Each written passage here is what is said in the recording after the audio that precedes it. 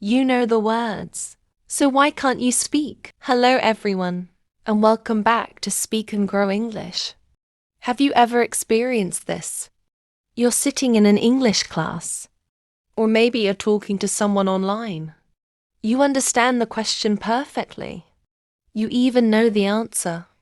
But when it's finally your turn to speak, your mind suddenly goes blank. Your heart beats faster. You start thinking, what if I make a mistake? What if they laugh at me? What if I forget the words?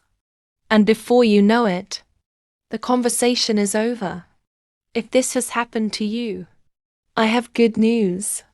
There is nothing wrong with your English.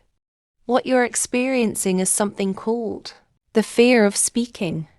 And millions of English learners around the world feel exactly the same. Here's something interesting.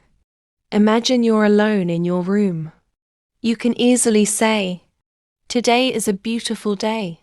I am making a cup of tea. I need to finish my homework." Everything feels easy. But the moment another person starts listening, your confidence disappears. Why? Because your brain changes its focus. Instead of thinking about communication, it starts thinking about judgment. Instead of asking, "How can I express my idea?" your brain asks, "What if I sound stupid?" That's the real problem. Not English. Fear. Think about learning to ride a bicycle. The first few times, you probably fell. But imagine if someone laughed every time you fell. Would you feel confident enough to keep trying? Probably not. Speaking English feels the same.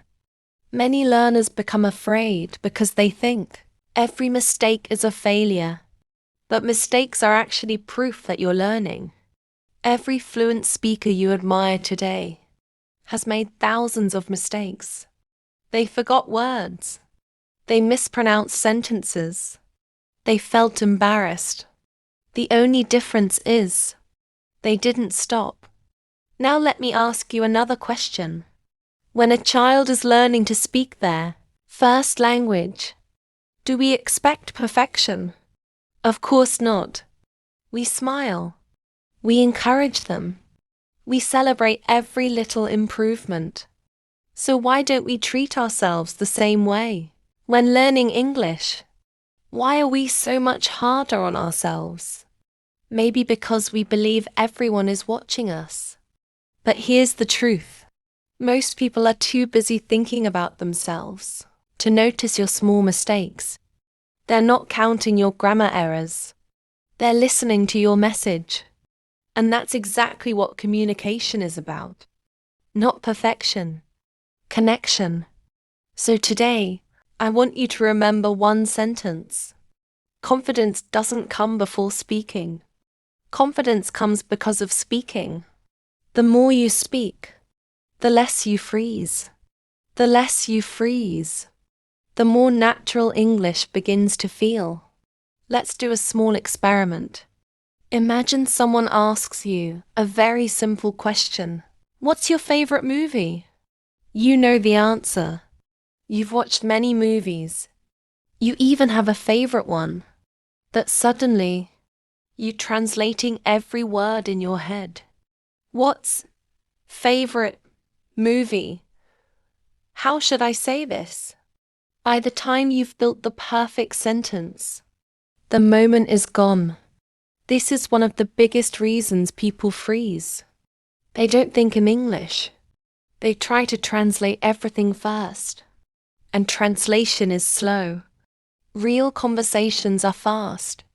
That's why fluent speakers don't usually translate. They connect ideas directly with English words. The good news? You can train your brain to do the same. Start with small things. When you wake up in the morning, don't think.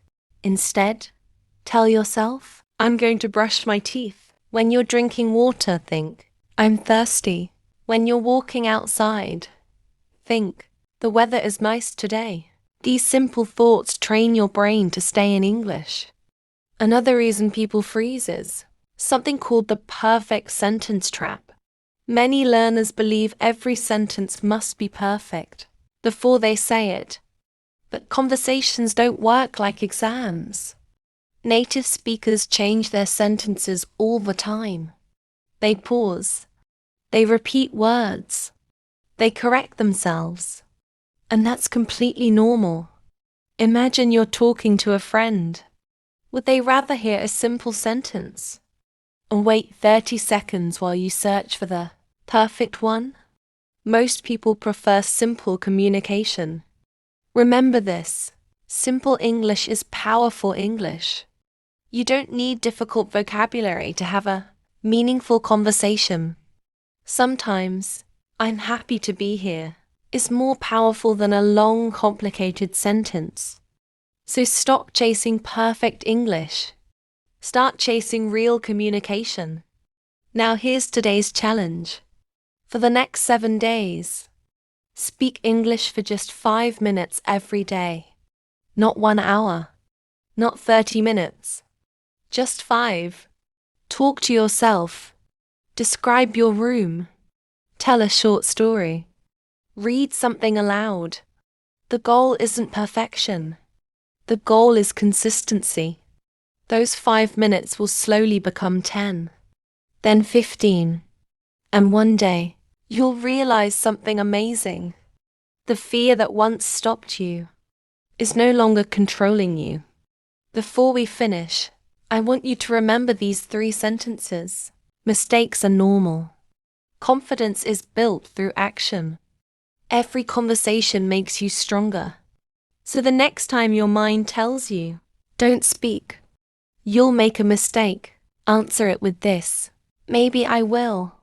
But that's how I'll improve." Because every fluent English speaker was once a beginner who felt nervous too. The difference wasn't talent. It wasn't luck. It was the courage to keep speaking anyway. Thank you so much for listening to today's episode. If this podcast helped you, share it with another English learner who sometimes freezes when speaking. And don't forget to subscribe to Speak and Grow English for more podcasts that make English learning easier, more enjoyable, and more practical. Until next time, keep speaking, keep growing, and remember, your voice deserves to be heard.